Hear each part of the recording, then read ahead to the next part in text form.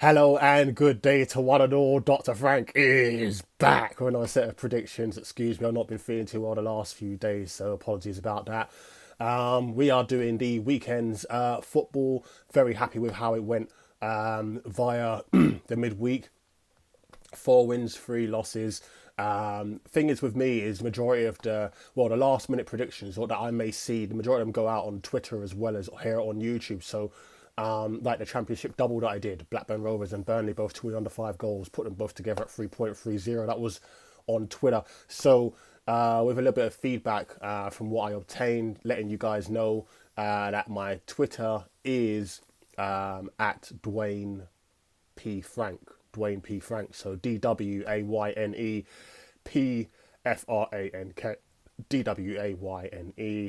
PFRANK. That's just in case you miss out on other things that I will put forward, which are not necessarily on this video.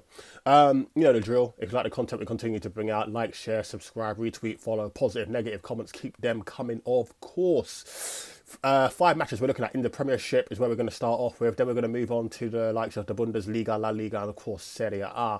5 matches in the Premiership. First one we're looking at is Friday night football. We're going to be looking at Nottingham Forest versus Newcastle. Quite simply, Newcastle is the way that I'm looking at here. Nottingham Forest don't have it. Well, I say they don't have any strikers. They've got forwards. What I mean by that is Chris Wood is now injured. Brendan Johnson will not be playing in this game either. It's going to be down to the likes of Emmanuel Dennis and I forget his name. Amonini? I don't know. I can't remember his name. But I'm not liking what I see. They can be a bit goal shy at times. This is not going to help them. Got injuries across the park, Nottingham Forest. Newcastle should be taking advantage of this. Isaac should be starting this one. Again, keeping Callum Wilson on the bench, which is only going to cause problems for when he does come back for their opposition, because he's going to be hungry as hell as far as things are concerned. Yeah, I can only see one way this is going here. Newcastle to win and under 5 goals, and the odds for that is 1.83. Second prediction I'm looking at is Aston Villa versus Bournemouth. Bournemouth fighting for their lives down there, showing a bit of life. They are showing a bit of life. You know, Solanke is always a bit of a threat. Philip Billing is trying to boss his way in the midfield. Is Kamara going to be back for Aston Villa for this one? They look like they're rushing him back. Don't know whether that's advisable, but hey ho, they're doing the best that they can as far as things are concerned. If he doesn't play, you've got the likes of Dendonka, former Wolves player, had a wrist injury, didn't he? Would he play, or would they just drop McGinn back deeper, play Jacob Ramsey in the middle with Buendia and Cole? There's a lot of options that Aston Villa have here, and I think they're going to create enough chances.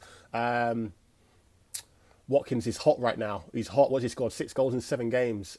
He's really, really good. Very unlucky to miss out on the England squad. Who cares? You know, who really cares? One way I see this one going as well, Aston Villa to win and under 5 goals. It's bang on double your money at 2.00.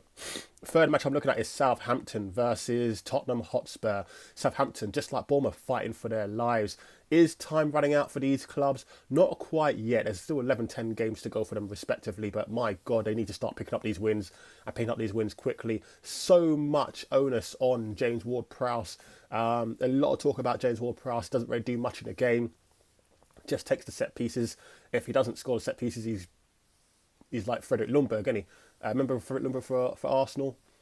You never knew he was playing unless he scored.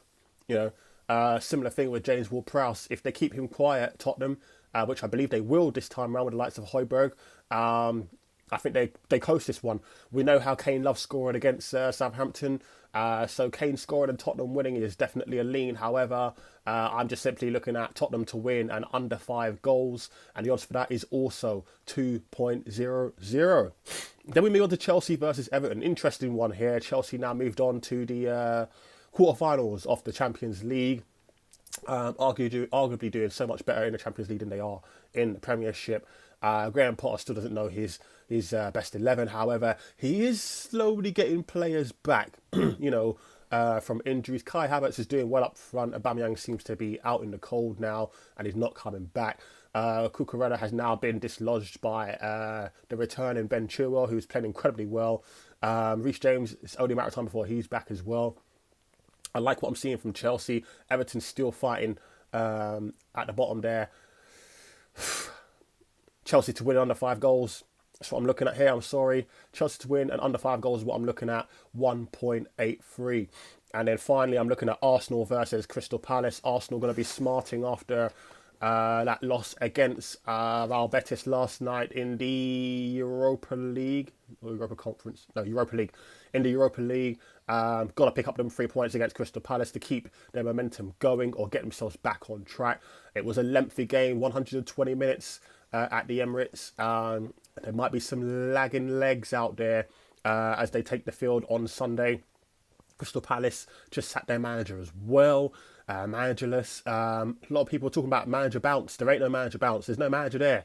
As far as things are concerned, we don't know what sort of team is going to be put out. We know it's going to be spearheaded by Zaha, definitely, but I don't think that's going to be enough. Yes, we saw the likes of Tomiyasu getting injured. Ben White was a little bit laboured last night in that right back position, so Zaha will definitely have a go at him. That's going to be a really, really good tussle, to be honest with you. Saliba, what do you make it back for this game? Regardless, don't think it's going to matter. Holding looked good when he came on, and I think he holds his own against the likes of Edouard or who else is there? Striker. I want to say Benteke, but I'm not 100% sure. I should know that. Anyway, way I'm looking at this one,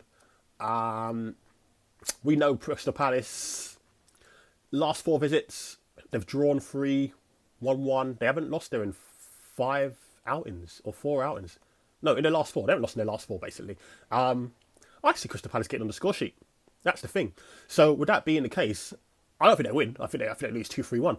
But I see them getting on the score sheet here. With them laboured legs of Arsenal, they're going to have to rotate a little bit, you know. With that being the case, Arsenal to win and both teams to score is what I'm looking at here. And the odds for that is 3.25. So, quick recap in regards to what I'm looking at for this round in the Premiership. I am looking at Nottingham Forest versus Newcastle. I'm looking at Newcastle to win and under 5 goals. Odds for that is 1.83. Aston Villa versus Brentford. I'm looking at Aston Villa to win the game and under 5 goals, and that is bang on double your money at 2.00. Southampton versus Tottenham. I'm looking at Tottenham to win the game and under 5 goals, again bang on 2.00.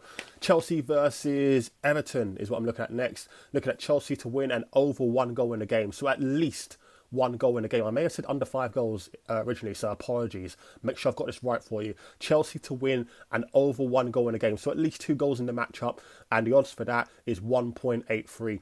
And then finally, Arsenal versus Crystal Palace. I'm looking at Arsenal to win the game with both teams scoring, and the odds for that is 3.25. So there you have it. That's what we're looking at as far as the Premiership is concerned. The rest, of course, will be uploaded soon thereafter. But until then, Dr. Frank is signing out for now. Speak to you later. Bye-bye.